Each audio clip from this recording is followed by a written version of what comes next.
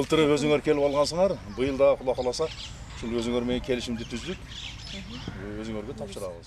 Абдыкалык Жошев алма багындагы түшүмүн азыртан эле соодагерге сунуштап жатат. Багбандын айтымында мурда түшүм бышып жетилгенде каяка сатышты билбей, баба дыйкан пайда көрчү эмес. Азыр эми соодагер өзү келип, дыйкандын түйшүгү жеңилдеди. Дыйкандарга, ошондой эле багбандарга шартты түзүп, жакшы келишимдерди түздү.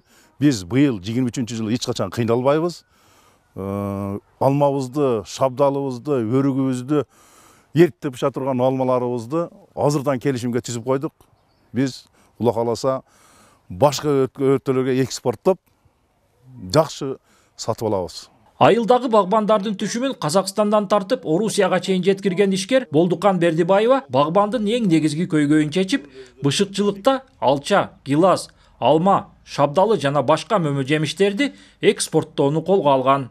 Дыйкандарды баалап, кантип өстүргөндөрүн түшүнө билип, анан сеналарын кичине дыйкан тарап болуп көтөрүп, ошентип беребиз. Былтыркы жылдагы 320га чейин черешнясын алып бергенмин.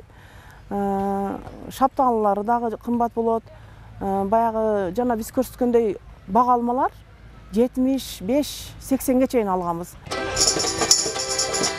1 май эмгекчилердин майрамын шаңдуу тоскон Айырбас айыл аймагынын элине айыл өкмөтү майрамдык иш-чара уюштуруп, алдыңкы багбанды жана дыйкандарды сыйлады. Жергиликтүү бийликтин айтымында, дыйкандын эмгеги акталса, өлкө өнүгөт. Бизде эми негизинен Айырбас айыл өкмөтү дыйканчылыкты, мал чарбачылык менен алектенип, бүгүн ушул эмгекчилердин күнүнө карата жылда мына 5-6 жылдан бери ушунда майрам өткөрөбүз.